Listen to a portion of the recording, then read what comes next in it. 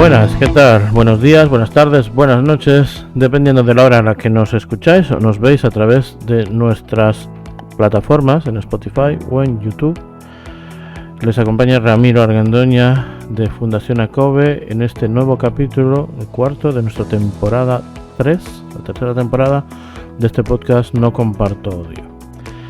En esta ocasión con un tema muy especial que a nosotros nos preocupa demasiado, y es el tema de la realidad de las mujeres migrantes en España. Le hemos titulado a este capítulo El precio de emigrar. Ya veréis más adelante por qué este título. Todas las circunstancias, dificultades y situaciones por las que tiene que pasar una persona migrante, y más si se trata de una mujer. Para acompañar este dato, o sea, este podcast, este capítulo, hemos invitado a dos compañeras mujeres de la Asociación Mujeres Opañel, que lleva muchos años trabajando en pro de los derechos de la mujer, de visibilizar la situación de desigualdad que sufren muchas mujeres, no solamente migrantes, sino también de otros colectivos. Estarán con nosotros, por tanto, ahora ya en un ratito, Paula Nieto y Katy Díaz, ya hemos dicho, de Asociación Mujeres Opañel, con las que vamos a conversar y vamos a visibilizar esta situación de las mujeres migrantes en específico, no solo migrantes, pero las mujeres en general en España, y la situación de desigualdad, y sobre todo cómo afectan los delitos, los discursos y los delitos de odio, los bulos, las noticias falsas a un colectivo tan vulnerable como el de las mujeres. Sin más preámbulo, damos paso a la entrevista con las compañeras Paula Nieto y Katy Díaz de la Asociación de Mujeres Opañel. Bueno, pues ya estamos aquí entonces con Paula Nieto y Katy Díaz de Mujeres Opañel. Muchas gracias a ambas compañeras por estar aquí, por aceptar esta invitación para participar en este podcast. Gracias a ti por invitarnos. Hola, muchas gracias. Aquí estamos. Bueno, pues como ya os habíamos dicho, intentamos en este podcast centrarnos en todo lo que es noticias falsas, discursos de odio, intolerancia, desigualdad, que se promueve especialmente a través de las redes. Intentamos que cada capítulo tenga una temática un poco distinta, y en este caso, pues, siendo vosotras de esta entidad tan reconocida por la lucha de los derechos de la mujer, pues vamos a intentar centrarlo también en mujer, ¿no? Mujer migrante en este caso. Pero bueno, un poco para ir entrando en materia, en los últimos años hemos vivido, y lo estamos viendo, un aumento preocupante de los discursos de odio, noticias falsas, especialmente dirigidas a colectivos migrantes, ¿no? Mujeres migrantes entre ellos, pero también pues personas, por ejemplo, menores no acompañados, las personas que vienen, que llegan en patera, etcétera.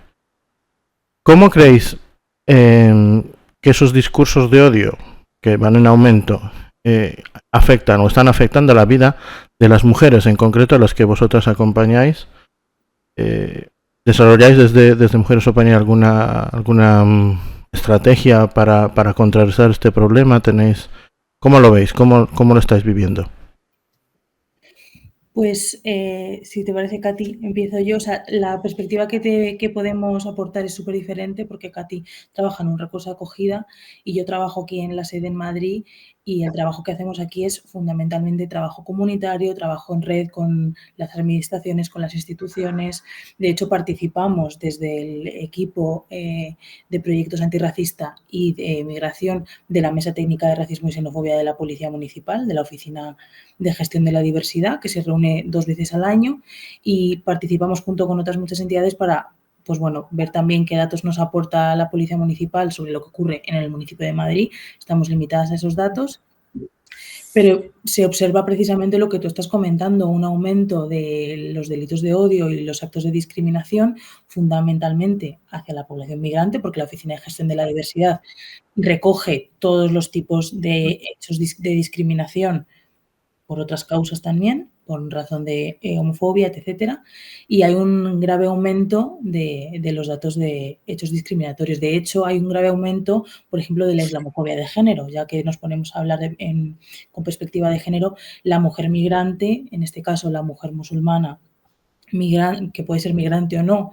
recibe un porcentaje considerable de los hechos de discriminación. De hecho, tengo aquí el dato del Overaxe que se publicó a finales de octubre, es decir, tiene menos de un mes, que notifica sobre los discursos de odio en redes sociales y comenta que la población diana es en un 37% personas del norte de África, en un 33% personas migradas en general, en un 21% afrodescendientes y en un 13% personas musulmanas. Luego hay un porcentaje más pequeño que es discriminación hacia la población gitana. Entonces, lo que hacemos nosotras desde aquí es sensibilización, trabajar en red con todas las entidades que formamos el tejido asociativo del barrio, también del municipio de Madrid, pero bueno, estamos focalizadas en Carabanchel y hacemos ese esfuerzo de combatir, participamos de la red Rama Antirrumores, por combatir todos los bulos, porque al final el 38 o el 40% de los hechos que recoge el Overaxe a través de redes sociales están fundamentados en estereotipos y prejuicios. O sea, más de la mitad en realidad de la discriminación que tiene lugar por redes sociales está fundamentada en estereotipos. De hecho, el proyecto de Vivencias Entrelazadas, que es el que te comentaba antes, que ejecutamos tanto aquí en Madrid como en Ciudad Real, está focalizado en desmentir este tipo de bulos, en generar y participar de la creación de un discurso decolonial, antirracista, con perspectiva de género. Y bueno, eso es un poco lo que te puedo comentar a nivel de datos. Y en realidad, ¿cómo afecta a las mujeres? Yo te puedo dar una versión más teórica, porque yo soy filósofa y ahora Katy te va a hablar de la intervención pura y dura. Esto ya lo comentaba Teresa del Valle, que es una antropóloga, y decía que las mujeres, realmente su teoría, porque es de principios de siglo, finales de los 90, hablaba de mujeres y violencia de género. No tenía esta perspectiva antirracista, pero lo podemos extrapolar también, y es que las mujeres hay muchos espacios que nos negamos, porque la inseguridad y la vulnerabilidad que al final nos hace sentir la violencia se materializa en muchos espacios de los que no participamos, y no hablo solamente de participación pública, sino de lugares a los que dejamos de ir, y esto ocurre también y tiene mucho que ver también con los delitos y los hechos de discriminación por motivos de raza y xenofobia. Claro. Totalmente. Sí, yo puedo añadir a lo que comenta la compañera que en el marco de lo que es la intervención y teniendo en cuenta que yo estoy en un ámbito más de intervención directa con las mujeres que han sufrido violencia de género en su vida diaria, básicamente, conviven con nosotras, estamos aquí con ellas, ¿no? Intentando que salgan de esa violencia, también recibimos un porcentaje de mujeres migrantes, ¿no? En este caso, estos discursos de odio muchas veces lo que hacen es incrementar la violencia y la discriminación, ¿no? Estos discursos crean un ambiente de desconfianza y también la posibilidad, ¿no?, de que estas mujeres tengan mucho más riesgo que otras mujeres de sufrir, ¿no?, agresiones físicas, que sean víctimas de agresiones verbales, incluso sexuales, ¿no?, y emocionales.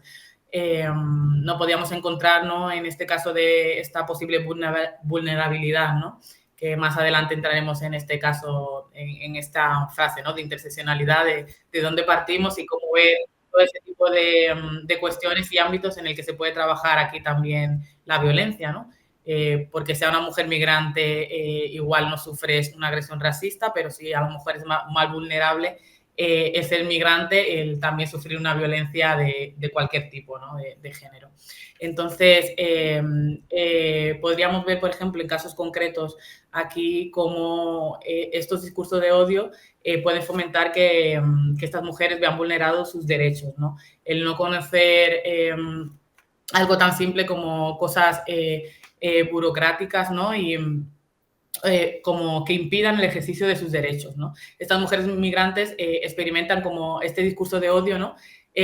Pueden sentirse menos inclinadas a tener confianza en lo que es el sistema legal, puede implicarle que tengan esta desconfianza y no denuncien muchas veces por no conocerlo, ¿no? Y esto obstaculiza muchísimo el ejercicio de sus derechos en cuanto a la violencia de género. Por desconocerlo totalmente y si reciben una violencia xenófoba, machista, racista de X cuestión, normalmente no la denuncian.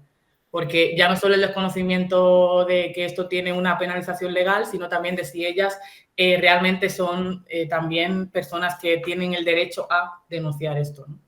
Entonces, esto obstaculiza muchísimo y nos encontramos muchos casos de mujeres migrantes que, aparte de sufrir violencia de género, también llevan detrás esta carga de violencia institucional, racial y discriminaciones de este tipo que no denuncian, que la tienen ahí y la llevan súper grabada, pero y luego hay que tratarlo a nivel psicológico, ¿no? Pero ellas no lo identifican como tal, como un tipo de violencia. Claro, y es el aumento de la vulnerabilidad a través de esto es preocupante, ¿no? Es muy preocupante. Al hilo de esto, sabemos que la mujer, ya por solo el hecho de serlo, ¿no? Ya sufre discriminación, ¿no? Cuando se añaden elementos, factores como lo que estabais diciendo, ¿no? Una creencia religiosa o en un origen étnico determinado, la cosa hemos visto que empeora. Es decir, una mujer migrante musulmana y además si añadimos, por ejemplo, de tono de piel negro, ¿no? Es mucho más discriminada que una mujer migrante latina, por ejemplo, con un tono de piel más blanco, ¿no? No quiere decir que no sea discriminada, sino que es mucho más, ¿no? Como que los factores van empeorando esto. Desde Mujeres Compañeras, ¿cómo abordáis esa interseccionalidad que hemos dicho en vuestro trabajo diario? Medidas que toméis para distintas mujeres de distintos grupos étnicos, ¿cómo lo estáis abordando? Pues mira, desde el recurso es verdad que cuando nos vienen mujeres migrantes tenemos en cuenta que hay un protocolo en general, ¿no? Para cualquier mujer que entra. Da igual el origen, la raza, la religión, o sea, esto da igual porque al final es el trato, ¿no? Trabajamos la violencia de género. Pero tenemos en cuenta todos los factores que hay detrás, esta palabra que has dicho tú, ¿no? La interseccionalidad, porque no es lo mismo que venga una mujer autóctona, ¿no? Del país, a una mujer que venga de Marruecos o a una mujer incluso que haya nacido en España pero que tenga origen en Marruecos o una mujer que practique la religión musulmana, ¿no? Puede haber mucha variedad o que tenga alguna discapacidad, etcétera, ¿no? No va a ser igual la intervención con todas las mujeres. Entonces podemos tener un protocolo marco, pero luego vamos a ir especificando según cada mujer la intervención que se puede hacer. Entonces, en este recurso es lo primero que vemos. Cómo es la mujer, qué necesidades tiene a nivel personal, qué características y todas las barreras que puede conllevar esto. Cuando vamos específicamente a una mujer migrante, como decía la compañera, que muchas veces vemos que los discursos de odio y toda esta afectación, sobre todo a mujeres árabes, ¿no? Por ejemplo, pues vale, vamos a suponer este ejemplo concreto. Viene una mujer marroquí que practica su religión, ¿no? Musulmana. Pues efectivamente, la intervención va a ser diferente y que no habla el idioma, por ejemplo. Pues ahí entra un protocolo ya no solo de coordinación con otras entidades de fuera para aprender el idioma, para ver cómo podemos aumentar las redes sociales de esta mujer, porque normalmente viene con una característica de aislamiento total. Ya no solo por la violencia de género, de que su pareja o expareja la haya excluido, sino también porque ellas mismas no tienen las herramientas, no conoce el idioma, ha venido a otro país y no ha podido salir ni ha conocido nada. Entonces, no tiene esa red de apoyo que podría tener cualquier otra mujer, ¿no? que viva en el lugar o conozca el idioma. Entonces, ya se activa este protocolo de intentar ver y cubrir esas necesidades de cierta manera, tanto con entidades externas como nosotras, acompañándolas también en todo el proceso de aprender el idioma, de intentar buscar traductores para las cuestiones legales, por ejemplo, los juzgados, que muchas veces estas cosas no se conocen. Van al juzgado y no hay quien las entienda ni siquiera, incluso a ir a la comisaría para denunciar, es que no hay quien las entienda, los policías no van a conocer el idioma y X cosas, ¿no? Aquí nosotras jugamos un papel de acompañamiento vamos a solicitar un traductor, que esta denuncia esté bien recogida, que no haya problemas idiomáticos y que no le dificulte a ella luego a la hora del juicio para que le den una orden de protección porque a lo mejor los policías de turno no han entendido bien lo que quería denunciar o muchas cosas, ¿no? Que luego puede haber contradicciones. Entonces, es verdad que en ese momento pues entra en juego un poco la coordinación y que esta mujer no se vulneren sus derechos, que le sean bien traducidos, que ella entienda que aunque sea migrante o tenga una situación irregular, tiene derecho, ¿no? a denunciar y tiene derecho a un recurso de acogida, todas estas cosas, ¿no? Iría un poco por ahí. Hombre, la compañera es que ha dado en la clave. Al final, la interseccionalidad es la herramienta en sí misma. Aquí pasa lo mismo. Nosotras tenemos un protocolo de acogida, de primera acogida, pero la interseccionalidad es esa herramienta que tiene que emplear la profesional para entender que cada mujer, cada persona, pero en este caso cada mujer, tiene una situación concreta de vulnerabilidad, tiene una situación concreta de... Porque además no todo se ve a simple vista. O sea, hay muchas cosas que van con el fenotipo o con el idioma, que eso es en 3 minutos sabes perfectamente en qué contexto puede encontrarse alguien, pero otras muchas cosas que no. O sea, el eje de opresión, la herramienta de la interseccionalidad es casi infinita. Podemos hablar de espectros de opresión y privilegio tantos como se nos ocurran, y también es importante que eso lo sepamos las profesionales, y ya no solamente para identificar en qué situación concreta de vulnerabilidad y qué necesidades concretas tiene la persona con la que estamos, nos está interpelando, sino también desde dónde partimos nosotras. O sea, también es un ejercicio, este eje de opresión, que es o sea, esta foto que hemos visto muchas veces del eje con las aristas que la están atravesando, y arriba está ser blanco y arriba está ser negro, y no es un binomio, es cuanto más nos acerquemos a la blanquitud, más privilegio tenemos, cuanto más nos acerquemos a la heterosexualidad, más privilegio tenemos, y también eso tenemos que saberlo como personas que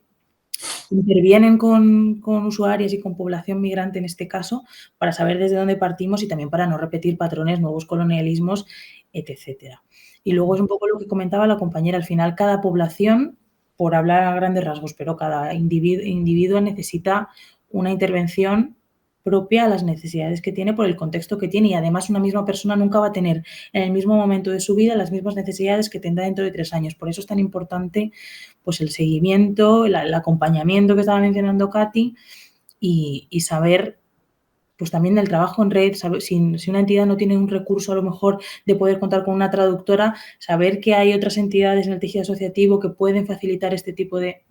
Yo creo que esa es la clave. Claro, y ahí la importancia de entidades especializadas como la vuestra, ¿no? De trabajar el tema concreto y de poder apoyarse en otras, como ACOBE o como cualquier otra que puede disponer de otros recursos. Pero seguramente coincidiréis con que aún así, aún con los esfuerzos que podemos hacer las entidades, todavía falta mucho por avanzar y muchos más recursos para poder trabajar.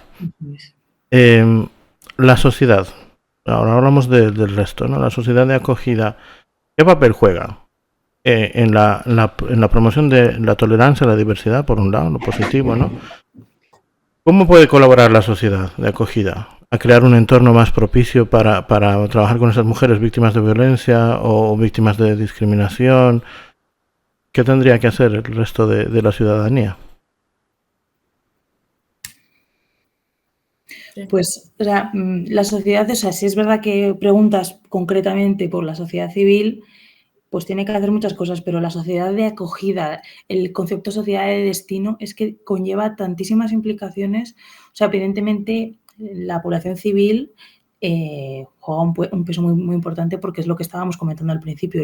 Los discursos de odio, los hechos de discriminación vulneran tantísimo la libertad individual, la sensación de seguridad. Es que la sensación de inseguridad media total y absolutamente en cómo nos relacionamos con los demás, en cómo ocupamos el espacio, en cómo hacemos ejercicio de nuestros derechos, porque ponte que vas a una entidad especializada que te da conocimiento de tus derechos, pero si a ti te están contando que te van a deportar según pongas un pie en la comisaría, que por mucho que denuncies una situación de violencia de género, como estás en situación administrativa irregular, entonces participar de un discurso veraz y justo y igualitario es importantísimo, pero igual lo es, o más, la formación en antirracismo y con perspectiva de género, y la formación decolonial de las personas que desarrollan las políticas públicas, para que nadie se quede fuera de los marcos legislativos y jurídicos, que lo son todo en un país como el nuestro, para que no haya exclusión sanitaria, Entonces, creo que es un poco triste, pero es un poco lo que comentaba Ramiro. Al final, por mucho que las entidades tengamos la voluntad, que siempre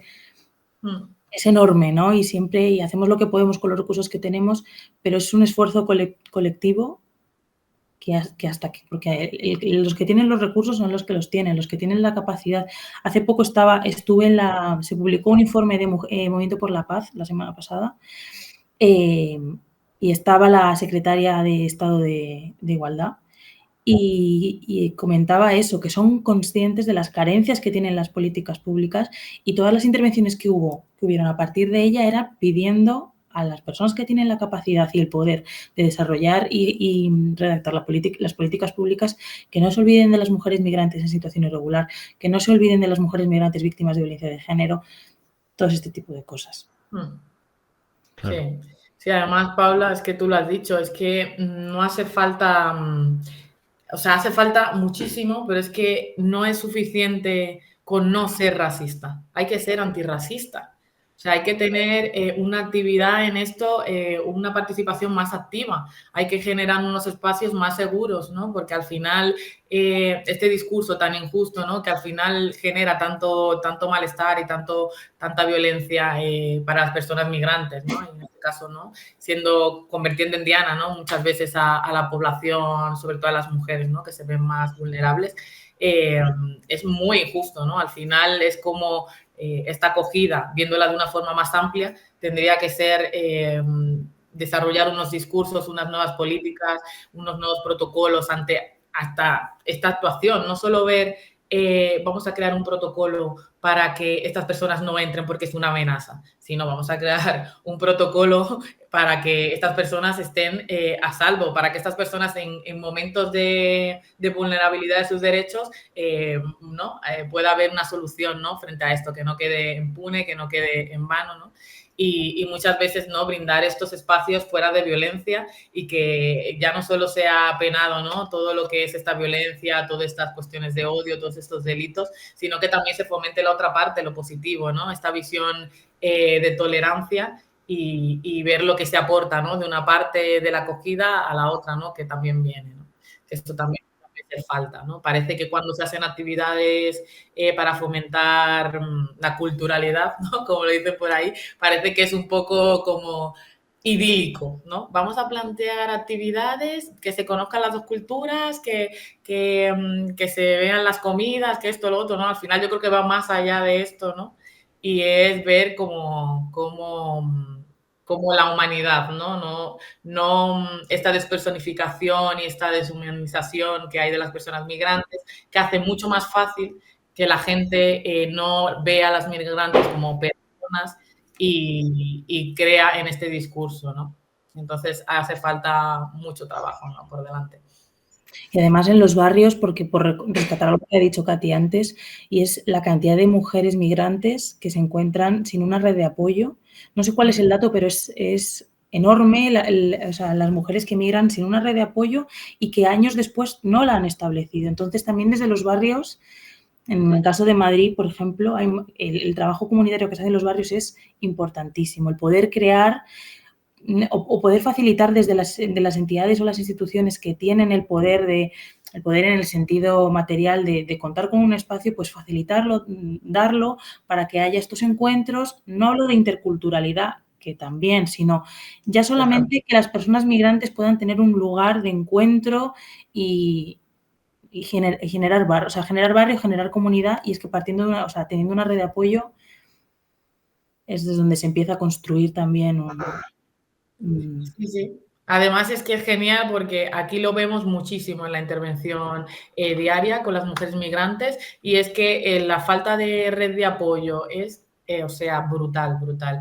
Vienen de una soledad tremenda, de estar aisladas, de no tener a quién acudir, ¿no? En estos momentos de violencia. Y nos vemos muchas veces con esta barrera a la hora de la intervención, de encontrar entidades que realmente se dediquen a esto, ¿no? A unir mujeres, a unir red. Entonces es verdad que hace mucha falta en los barrios.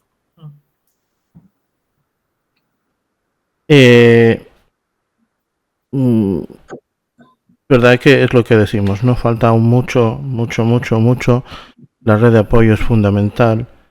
Sin red de apoyo es muy complicado y llegar a construir espacios, dar espacios para que esas redes se puedan crear es también una tarea pendiente y súper importante. Hemos hablado también bueno, has hecho referencia, Paula, a este encuentro, ¿no? De la presentación de este informe en el que estaba la ministra, la viceministra, ¿no? No, era la secretaria de Estado. Secretaria de Estado, perdón. Entonces eso nos hace pensar indudablemente en las instituciones públicas, ¿no? Las políticas públicas. Que acabamos de decir algunas, ¿no? Crear espacios y tal. Pero habrá seguramente más cosas que podamos decir que se necesitan, ¿no? ¿Qué cambios son necesarios, urgentes en cuanto a políticas públicas para justamente garantizar mayor protección a los derechos de las mujeres, especialmente las mujeres migrantes, especialmente mujeres víctimas de violencia, etcétera? ¿Qué más? ¿Cuáles son las tareas pendientes ahora ya de las instituciones, ¿no? Sí, nosotras de forma específica, porque es verdad que esta pregunta es bastante global, porque se podrían ver en muchísimos ámbitos de la vida de la mujer, ¿no? Como la sanidad, o sea, un montón de cosas, ¿no? Que podrían desglosarse aquí en todo lo que es las políticas públicas, ya no tanto en lo social como la sanidad, como en lo burocrático, ¿no? Pero es verdad que aquí nos encontramos muchas barreras con las mujeres en este sentido, ¿no? De muchas políticas, sobre todo, y creo que Paula hizo alusión antes a esto, ¿no? Una revisión de las propias profesionales, ¿no? Que estamos trabajando en el Estado y que estamos allí de cara a cara a cuando nos viene una mujer migrante, ¿no? Para solicitar un servicio de asistencia de cualquier cosa, ¿no? El hecho de que esta persona no tenga una visión interseccional, ¿no? Y no entienda las posibles necesidades diferentes que pueda tener una mujer migrante, ¿no? A la hora de solicitar cualquier cosa, eso ya es una barrera. Porque es que muchas veces no tenemos en cuenta, ¿no? Las barreras idiomáticas. Aquí nos encontramos muchas barreras a la hora de hablar de trámites, ¿no? Cuando vienen mujeres con situaciones irregulares o mujeres que tienen documentación por la expareja que le ha maltratado, ¿no? ¿Qué ocurre cuando esto se rompe, ¿no? Porque yo he denunciado a este señor. Todo este tipo de cosas y que muchas mujeres no saben, que esto le genera a ellas mucho miedo, mucha ansiedad, aparte de la violencia que han sufrido de género. Es que se añade un problema más, se añade un dolor más que hay que trabajar.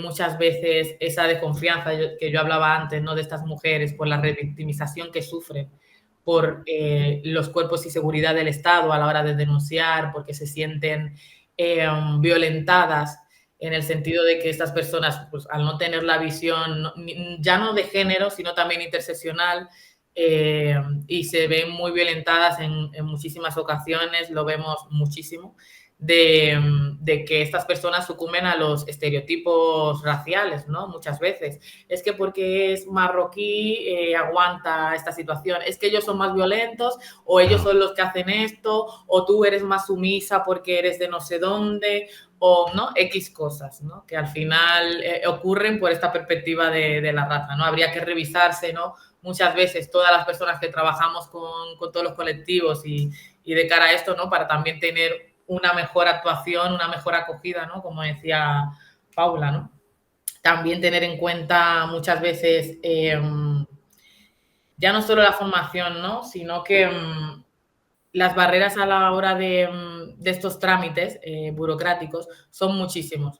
Ya no solo por la documentación o qué es lo que a muchas le dan más importancia, porque evidentemente te ves indefensa y no sabes, tienes ya tu vida aquí y no vas a dejar todo para irte a tu país, no sabes qué hacer, ¿no? Eso es como que forma el grosso modo de, muchas veces se olvidan de la violencia que han sufrido de género, que es brutal, es gigante, y están más como enfocadas en todo esto de la migración, del duelo migratorio, de estar aisladas, de no saber, ¿no? Qué ocurre.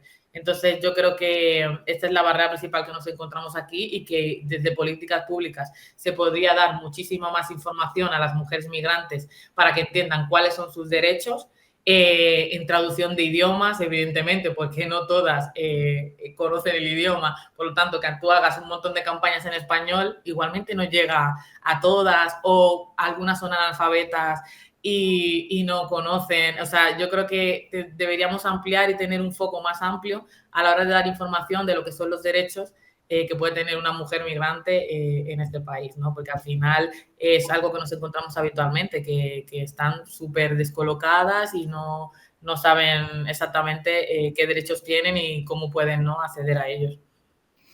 Claro. Es que es lo que está comentando mi compañera, al final el amparo que debería brindar el Estado a cualquier persona, en este caso a las mujeres migrantes, debería ser integral, ¿no? Y desde flexibilizar una ley de extranjería que es cada vez más rígida, cada vez se conceden menos permisos de trabajo, cada vez se tramitan menos solicitudes de asilo. Desde eso hasta garantizar el acceso a la sanidad, que es un derecho universal y es humano, no es un derecho de la ciudadanía, que son cosas distintas. Y cada año, no sé si me parece, que Médicos del Mundo atiende a más de 10.000 personas en situación de vulnerabilidad que no se encuentran con todas las facilidades o se les expide factura cuando salen de un centro sanitario. Entonces, más de 10.000 personas, solamente una entidad que trabaja la sanidad, es una barbaridad porque nos está diciendo que la cifra es mucho más alta. Luego, leyendo estos datos con perspectiva de género, por ejemplo, me parece que 1 de cada 5 mujeres tiene pobreza menstrual. ¿Qué significa esto? No tiene los recursos económicos suficientes para poder tener una buena higiene menstrual, lo que al fin también se convierte en otro, o sea, tiene otro tipo de consecuencias, por ejemplo, el absentismo escolar. Sigue habiendo muchísima, está muy estigmatizada la regla, hablando claro. Y esto nos parece una tontería, una barbaridad, pero sigue siendo un problema para las menores que van a centros educativos sin poder permitirse cambiarse de compresa cada 2 horas y media, que es lo que hay que hacer. Esto es un gran hándicap. Igual que, por ejemplo, la pobreza farmacéutica. Si no tienes una tarjeta sanitaria, para empezar no puedes vacunar a tus hijos, hijas. Pero para continuar es que no tienes acceso a la financiación que da el Estado para los medicamentos y esto, o sea, la consecuencia es que no todo el mundo tiene acceso a poder tratarse enfermedades. Entonces, bueno, esto me parece básico y fundamental. Y luego ya hablemos de lo que estaba comentando Katy, que se sensibilice y se forme a los cuerpos y fuerzas de seguridad del Estado, al funcionario público, que sepa que desde una perspectiva antirracista e interseccional sepa que esas personas son sujetos de derecho y que tienen que ser informadas y que por qué no se va a informar a una mujer que puede acudir a una trabajadora social de servicios. O sea, son cosas que nos parecen muy sencillas, pero que no lo son para todo el mundo y que hace falta todavía muchísimo trabajo y es la institución, o sea, el Estado, las instituciones, las administraciones las que tienen, hablando claro, el dinero para poder poner un traductor en cada comisaría, Pues bueno, creo que hace falta mucha voluntad política. Sí, y también, sí, además es este desconocimiento incluso de los mismos profesionales, que al final no conocen ciertos recursos que hay para estas mujeres y por no tener la información tampoco la dan. Y es como, claro, lo suyo sería que de una forma integral se supiese, ¿no?, a todos los recursos de los que puedan acudir, porque igual esa mujer va allí y allí no la puedes tú ayudar, pero sí hay otro recurso que posiblemente sí que pueda darle la atención que necesita. Y es lo que comentabas tú antes, Katy, porque, o sea, nosotros pensamos en un policía nacional y no deja de ser una persona más, igual de sujeta a estereotipos y a prejuicios, y nos hemos encontrado con mogollón de casos de mujeres que policías, una vez que llegas a una comisaría, les comentan que mejor no denuncies por tu situación administrativa. Es que eso te lo diga un policía nacional es una barbaridad. O sea, el desconocimiento que hay, ni el mismo cuerpo sabe cómo funciona burocráticamente cuando se activa el protocolo de prevención de la violencia de género. ¿Cómo vamos a facilitarle la vida a estas mujeres? Claro, totalmente de acuerdo. Y hay por ahí todavía quien defiende de que las personas migrantes, mujeres migrantes, lo tienen más fácil, ¿no?, para integrarse o para solicitar cosas, ayudas, una persona autóctona. Tengo un dato que os va a gustar, Sí. porque lo comentaron el otro día en la presentación del informe este que os he comentado, que se llama Migradas, Mujeres Migrantes ante la Violencia de Género, de Movimiento por la Paz. Y a pesar de que estadísticamente hablando, o sea, las mujeres migrantes me parece que son el 11% de las mujeres que hay en España. Y a pesar de ser solamente, o sea, el 11% de las mujeres que hay en España, reciben más del 40 y pico % de la violencia de género que tiene lugar en España. Y a pesar de todo, denuncian proporcionalmente más que las mujeres nacionales. Ahora, se activan proporcionalmente menos los dispositivos policiales, las medidas medidas cautelares. O sea, esto es un dato para reflexionarlo. Sí. No. Preocupante. Toda esta problemática, en definitiva, todo lo que tiene que ver con lo que decíamos, ¿no? Ser víctima de violencia, además discriminación, todo esto es un caldo de cultivo que indudablemente a nivel mental tiene que afectar, porque es que no puede ser de otra manera, ¿no? Esta exposición constante a la discriminación, discursos de odio, violencia, tiene que tener un impacto significativo en la salud mental de las personas que lo sufren. Desde Mujeres o Pañel tenéis algún tipo de bueno, seguramente que sí, un trabajo en específico cuando ya se trata de salud mental con las mujeres con las que intervenís. Bueno, sí, bueno, evidentemente todo esto que hemos hablado, claro, tiene un impacto muy fuerte, ¿no? Emocional y evidentemente en unas personas más que en otras, pero está claro que no te va a dejar pasar desapercibido, ¿no? El estar recibiendo todo este tipo de bombardeo y de prejuicio y discriminación a nivel constante.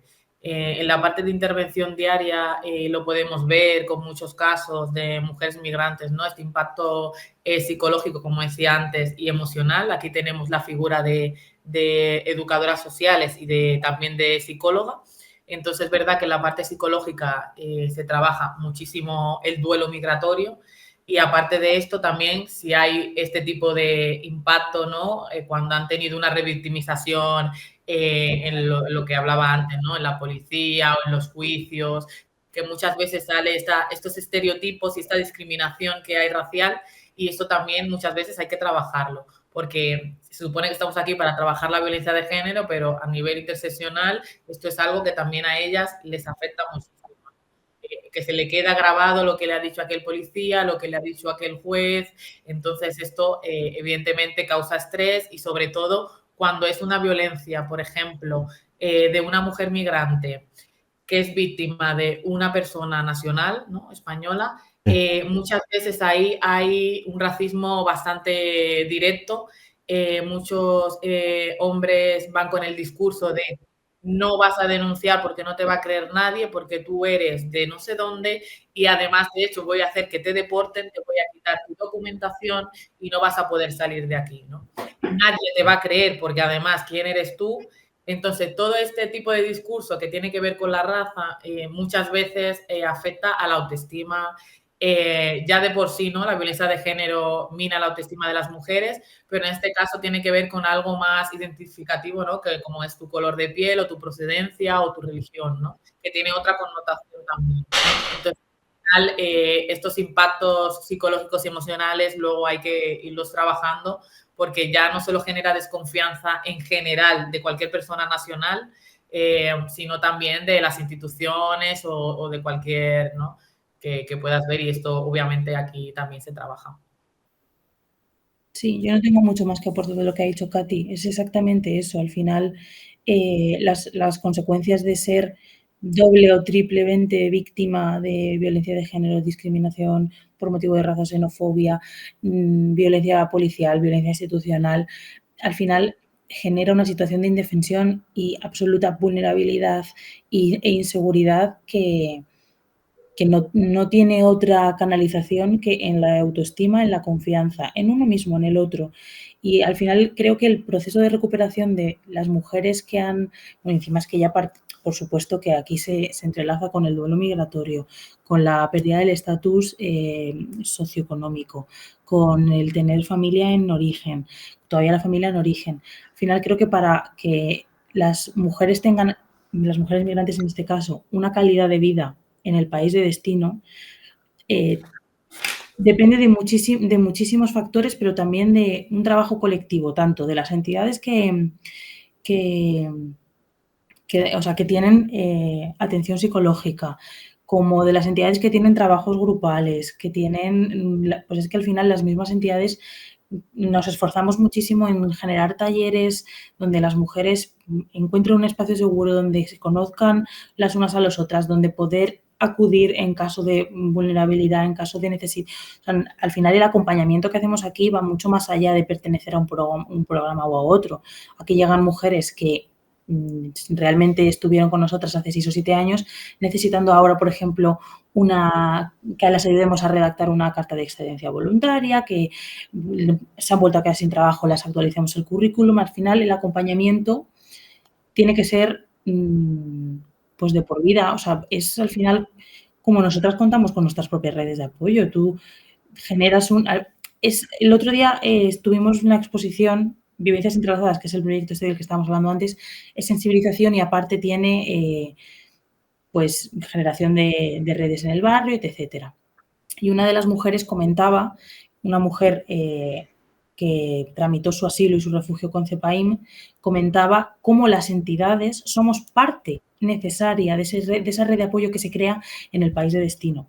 Entonces, al final creo que la única manera de conseguir esta recuperación es aunando las fuerzas que tenemos como no sé cómo decirlo, como referencia, o sea, como entidades de referencia, como recursos de referencia, y que cada uno pueda, pues los que tengan atención psicológica, ayudar de manera psicológica.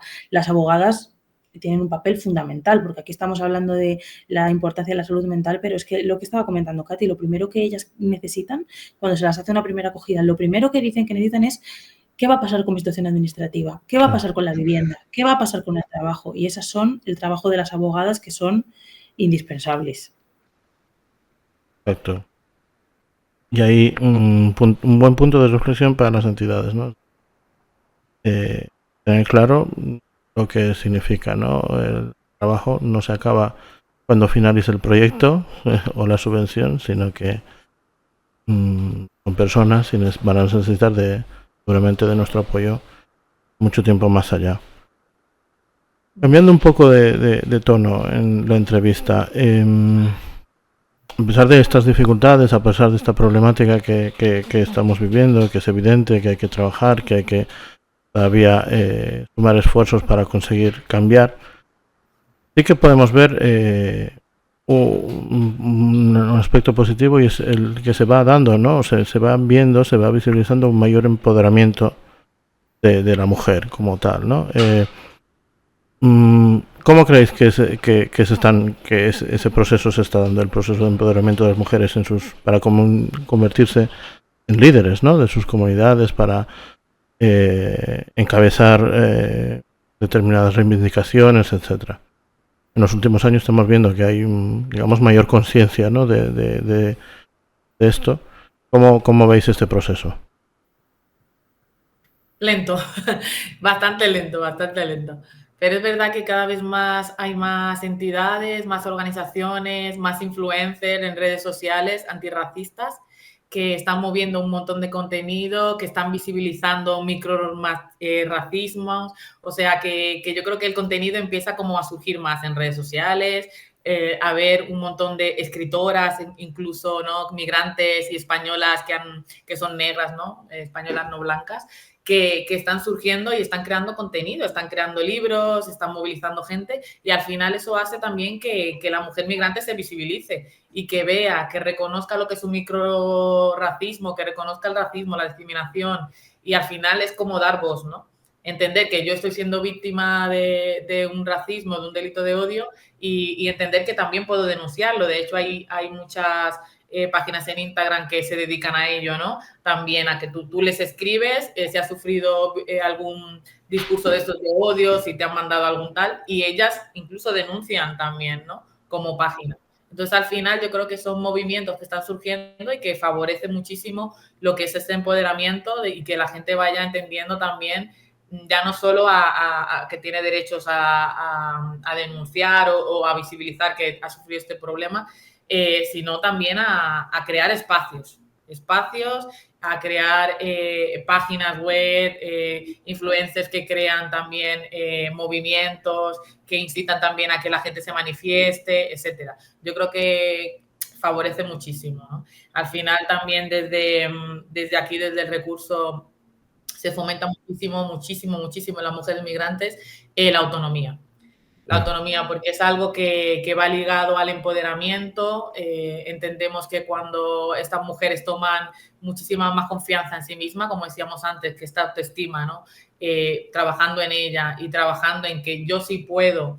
Me es difícil hacer el currículum ya, pero vamos a intentar de que lo hagas tú, vamos a intentar de que puedas hacer, ¿no? Y pequeñas cosas o que puedas pedir ayuda. Porque muchas veces no te atreves, en plan, yo no sé hacer el currículum, pero no me atrevo ni siquiera a pedirte a ti, es que no sé hacerlo, ¿no? Y todo esto, ¿no? De tener voz, de que intentar que ellas ya no solo lo hagan ellas mismas, sino que simplemente digan, me ha pasado esto o me puedes ayudar con esto, ¿no? Entonces, un poco ahí intentando fomentar esa autonomía para que más adelante, en cosas más grandes, también puedan ellas hacerlo por sí solas. Es lo que comenta. Al final, el Instagram, o sea, suena así como muy bobo, pero tienes muchas cosas malas, pero tiene muchas cosas buenas, que se criminalizan mucho las redes sociales y evidentemente hay que monitorizar todos los discursos de odio que tienen lugar en las plataformas, pero también son un escaparate, es lo que está diciendo Katy, es un escaparate increíble, gratuito al acceso. Evidentemente hay que tener acceso a internet y un teléfono, y eso es un medio material que no todo el mundo tiene a su alcance, pero en realidad es mucho más accesible que otras plataformas y otras maneras de comunicación y de divulgación, y es un poco lo que también a mí me interesa. Por ejemplo, SOS Racismo hace poco hizo una especie de concurso de iniciativas artísticas y las financia, y entonces que las entidades que tienen, evidentemente SOS Racismo tiene toda la implicación y toda la voluntad, precisamente trabaja en este tema, pero somos las entidades las que tenemos los medios económicos de poder visibilizar, incluso subvencionar que las personas migrantes y las personas racializadas puedan tener esta expresión artística, puedan vivir del arte. Hace poco también vi una iniciativa chulísima que es como un mapeo, no sé cómo se llama, que estuvo expuesto en el Museo Nacional de Antropología. Es un mapeo de todas las personas migrantes que contribuyen artísticamente a la sociedad española. Me parece que realmente las mujeres migrantes siempre han tenido agencia, porque el simple hecho de tener que abandonar tu país y tener esa capacidad de adaptación y de resiliencia, eso ya denota una agencia y una autonomía bárbaras. Lo que pasa es que habría que vernos, si nos fuéramos a la otra punta del mundo, a ver qué conocimiento tenemos de los trámites burocráticos, a ver qué tan independientes somos, partiendo de ahí. Pero es que las redes sociales nos facilitan el poder conocer los movimientos de mujeres que son referentes a pequeña o gran escala en sus comunidades, y creo que es un momento social y cultural muy bueno, porque cada vez hay más diversidad de relato, de conocimiento, y eso solamente nos lo facilitan los medios digitales. Es importante esto, ¿no? El decir, en este tipo de proyectos, programas como el vuestro, el nuestro, intentamos, ¿no?, desmontar bulos, luchar contra las noticias falsas. También es importante rescatar que los medios digitales, las redes sociales, son una herramienta ideal justamente para contrarrestar esto, para trabajar contra los estereotipos, los prejuicios y tal. Hablando de eso, de cosas ya más en positivo, cuando hablamos en medios, en podcast, en noticias sobre la problemática de la migración, todo lo que viene añadido, normalmente siempre se destaca precisamente esto, ¿no? Los problemas, las dificultades, o ya en términos más negativos, ¿no? La inmigración, la invasión, etcétera, tipo de cosas. que destacan siempre los aspectos negativos. Queremos terminar esta entrevista en este podcast intentando ver algo positivo, ¿no? Seguramente que en vuestra intervención tenéis muchos ejemplos de una persona particular que pueda servir como ejemplo en principio eso, de resiliencia, pero además de lucha, ¿no? Además de convivencia, de trabajo, que pueda decir, mira, esto es el aporte también, no son personas que son una carga, justo para contrarrestar esto, ¿no? No es una carga, sino más bien vienen a aportar. Seguramente tendréis en mente algunos ejemplos de mujeres en este sentido. ¿Te refieres a pensadoras o a personas, o sea, mujer migrante que sí, participa de alguna manera de la generación de conocimiento? Claro, o sea, sin tener por qué decir una persona, sino unas experiencias de mujeres cómo han logrado sobrellevar toda esa situación negativa para convertirse más bien en un aporte claro a su sociedad. Es decir, no hace falta que sea una persona reconocida, que puede ser, pero bueno, en el diario, en las entidades podemos visibilizar, ¿no? Personas mira cómo esta persona cómo llegó y cómo ahora justamente es el ejemplo de todo lo que hemos hablado, ¿no? Yo te lo podré decir con todas las mujeres que intervenimos Claro. En general, la verdad. Yo creo que nunca salen como han entrado, ¿no? Al final, por ejemplo, ¿no? Hablando sin que sea una figura, ¿no? Conocida, porque yo te podría hablar de Angela Davis, de Rosa Parks, ¿no? De muchas mujeres, ¿no? Que no blancas, que han hecho muchas cosas, ¿no? Por la historia.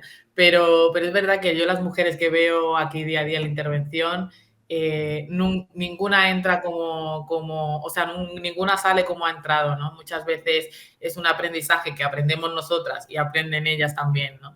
Entran muchas veces en una situación irregular, sin conocer el idioma, con desconocimiento total, con una desconfianza en nosotras, las educadoras, en las instituciones en general, una desesperanza total, ¿no? Al final de abandono de toda la sociedad, ¿no? Al final de sentirse abandonadas totalmente, sin ningún tipo de apoyo y ningún tipo de red, ¿no? Al final entran aquí diciendo, ¿qué me van a ayudar estas con todo lo que han pasado, ¿no? Todo tipo de violencia que te puedas imaginar, sexual, física, económica, de todo tipo, ¿no? Entonces, al final, física. Al final, estas mujeres, ¿no? Traen una carga muy, muy pesada. ¿Qué pasa? Que muchas cuando se van, o la mayoría, ¿no? Salen entendiendo muchísimas veces, o sea, es que hablando, no te voy a decir fluido, pero entendiendo el idioma, se esfuerzan muchísimo, o sea, van a clases de castellano, a pesar de toda esta situación, ¿no? Que hemos hablado antes, ¿no? De violencia que llevan detrás. Se esfuerzan por ir a clases, terminan consiguiendo un empleo, terminan encontrando una vivienda que, bueno, es muy complicado ahora mismo, que ya si es una habitación da gracias, pero bueno, encontrando una vivienda donde estar. Muchas de ellas nos llaman porque no da tiempo a tanto con esta acogida, ¿no? De unos cuantos meses, pero luego sabemos de ella y resulta que se ha traído a sus hijos, que vive con ellos, que ha logrado estabilizarse en el sistema, que tiene muchísima más confianza, que ha ampliado su red de amigas porque ha conocido en castellano, porque ha trabajado, porque ha conocido a alguien en el trabajo, ¿no? Y al final es como, claro, comparas esa mujer, ¿no? Que entró con esta desconfianza, con esta autoestima, con este impacto emocional en su vida a esta mujer, ¿no? De que ha intentado superarlo, que se ha forzado en el proceso psicológico aquí, que ha trabajado todo esto y que finalmente, ¿no? Logra todas las metas, ¿no? Que tenía pendiente, ¿no? Y se siente ella, yo me siento mucho mejor, más integrada, tengo amigas, hablan perfectamente, aunque les cueste, ¿no? Pronunciar, ¿no? Perfectamente, ¿no? Como se dice por ahí, pero se entiende, ¿no? Y al final es genial porque ves esto y dices, oh, qué resiliencia, qué trabajazo, que a pesar de todo este dolor y todo este sufrimiento que has tenido, has seguido adelante y has continuado, ¿no? Y esto lo vemos muchísimo. Que no todo termina así, lamentablemente, sí, pero mayormente y muchos casos de los que tenemos son así, son esperanzadores, ¿no? Y al final es por esa agencia que dice Paula que tienen, ¿no? De esa fuerza y esta independencia. ella traen consigo. Totalmente. Pues mira, fenomenal. Es decir, sí, es eso, y justamente eso un poco, a eso iba esta pregunta, el de visibilizar. Podemos ver este tipo de ejemplos en nosotros, en las entidades, en nuestro trabajo, pero la gente que nos escuche, que nos vea, lo puede ver en la persona que está trabajando en lo suyo, la persona que atiende una tienda, etcétera, que no sabes por lo que ha pasado, pero probablemente no lo ha pasado bien, ¿no? Es decir, y ahí está, ¿no? Aportando, trabajando, siendo una más en esta sociedad e intentando salir adelante como cualquiera. Yo con esto os tengo que dar las gracias, Paula, Katy, por participar. Ha sido muy enriquecedora esta conversación. Seguramente que a las personas que nos vean, nos oigan, les va a interesar muchísimo. Y nada, a seguir trabajando, seguir sumando y seguir.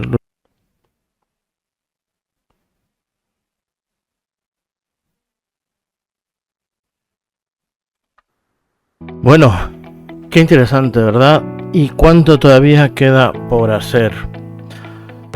A manera de resumen, solamente vamos a dar tres datos muy recientes en los últimos años, los últimos 5 años podríamos decir. Tengo aquí unas notas para que os deis cuenta de la amplitud de la situación. Las mujeres migrantes en España, ya hemos dicho que experimentan, y eso lo hemos oído de palabras de nuestras compañeras, una doble, triple, incluso cuádruple discriminación.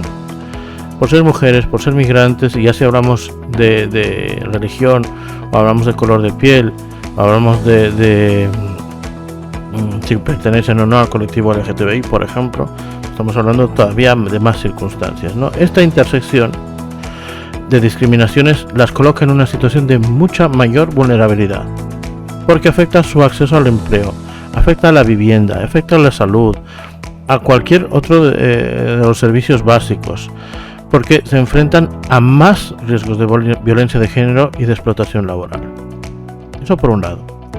Por otro lado, la brecha salarial y laboral en cuanto a las mujeres suelen ocupar, y esto lo vemos todos los días, ocupar empleos más precarios, con salarios más bajos, tienen menos oportunidades de desarrollo profesional. La brecha salarial entre mujeres migrantes y hombres españoles es amplísima, o sea, hablamos de mujeres y hombres, la brecha salarial es importante, pero si hablamos de mujeres migrantes y hombres españoles es enorme. Muchas de ellas trabajan en sectores como cuidado de personas, esto lo sabemos, cuidado de personas mayores, limpieza, y por ello están, además, estigmatizadas y mal remuneradas. El tercer punto, hay muchos más, pero nos vamos a quedar en este, es todas las barreras que supone su acceso a la justicia o a la administración pública. Las mujeres migrantes tienen muchas más dificultades porque en muchos casos tienen barreras, por ejemplo, de idioma. Desconocen sus derechos, tienen miedo a las represalias que puedan tomar y tienen una falta de confianza en las instituciones enorme. Eso los hace todavía mucho más vulnerables a sufrir abusos y explotación sin poder denunciarlos por miedo. Estos son solo algunos de los puntos que se convierten en desafíos para trabajar por la verdadera igualdad de las personas en España y en todo el mundo, y sobre todo la verdadera igualdad de mujeres y hombres, sean de donde sean, vengan de donde vengan o tengan la situación que tengan. Aquí tenemos entonces como resumen lo que está pendiente por hacer. Queda mucho trabajo por delante y por supuesto todos y todas somos parte y debemos ser parte de la solución a esta situación. Sin más que reflexionar, os agradezco nuevamente por estar aquí un capítulo más. Ya sabéis, recordar compartir este podcast en vuestras redes sociales con el hashtag #NoCompartoOdio3. Y nada más, os esperamos en los siguientes capítulos para seguir reflexionando sobre temas de discursos de odio, noticias falsas, desigualdad, intolerancia, pero también sobre todo para rescatar lo positivo y lo mejor. Recordarlo, comparte lo mejor que tengas, no compartas odio. Hasta la próxima.